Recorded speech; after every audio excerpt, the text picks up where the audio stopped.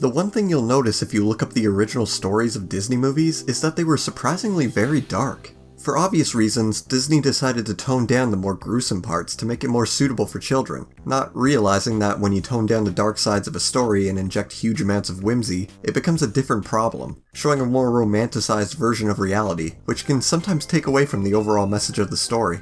Today I'll be talking about an anime that plays with the Disney and fairy tale tropes and subverts them, all while telling its own story on top of it.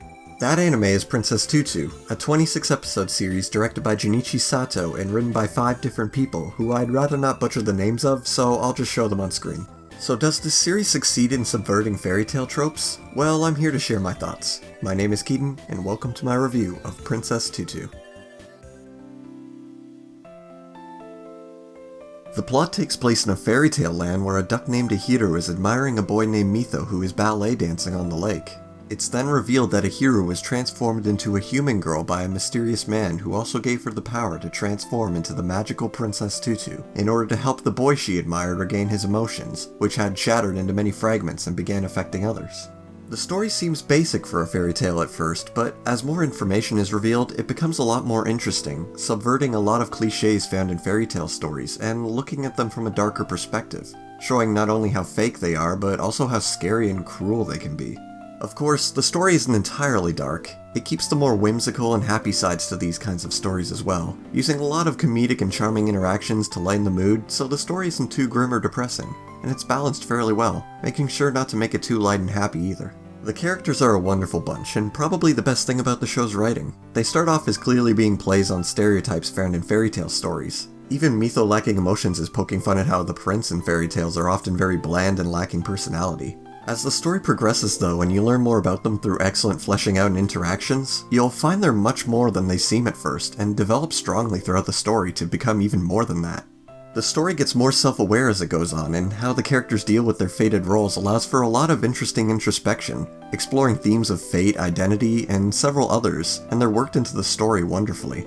The story can be fairly formulaic at times though, having individual stories that focus on one-episode characters, but despite that, the individual stories are good for what they are, and there's always a sense of progression. New things being learned about the characters, the story moving forward, characters developing, so I can't say it takes too much away from the series. There may be a flaw in writing here or there, and it can be formulaic at times, but it rarely bothered me, and overall the story is excellently written. I love the story, I love the characters, I love the themes, and the ending, while a bit rushed, is very cathartic and very satisfying. At first glance, the visuals may seem typical for the type of show it is, but looking closer, it's clear that there was a lot of thought put into this show's presentation.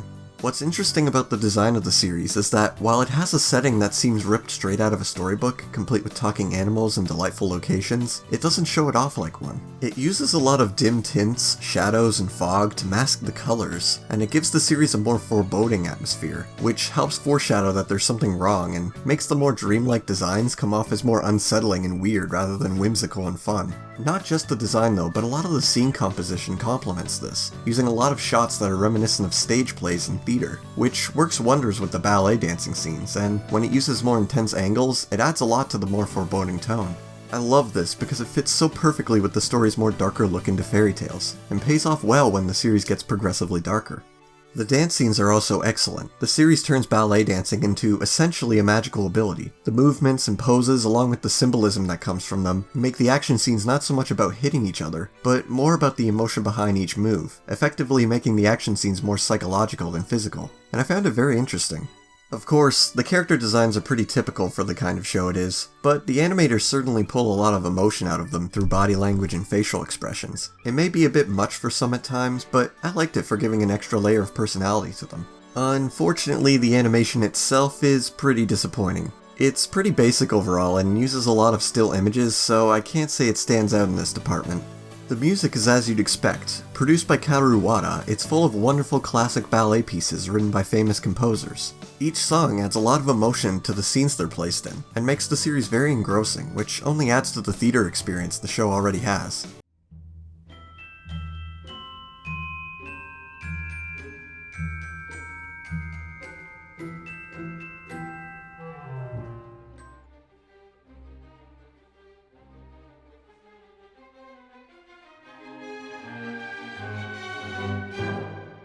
No problems with the voice acting either. Each actor does a wonderful job portraying the characters' personalities, and some voices like Ahiru stand out as especially adorable and innocent, and it only adds to how likable she is.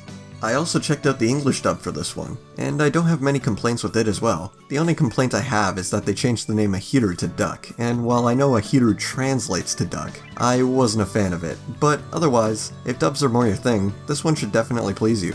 Honestly, the presentation of this show is excellent. Sure, the character designs are fairly typical and the animation is basic at best, but the effort the staff put into this show's visuals and sound are very respectable and add so much to the series on top of its already excellent writing. Absolutely wonderful job. While certainly not perfect, the show's writing and presentation are far better than they seem at first, and make it a truly wonderful and interesting experience that even has some rewatch value to catch all the subtleties. The show isn't afraid to present kids with more mature themes, and it makes it easily accessible for adults as well. If anything I said in this review sounded interesting to you, I highly recommend checking it out. If you've seen this series, let me know what you think of it in the comments. I hope you enjoyed this review, and I'll see you next time.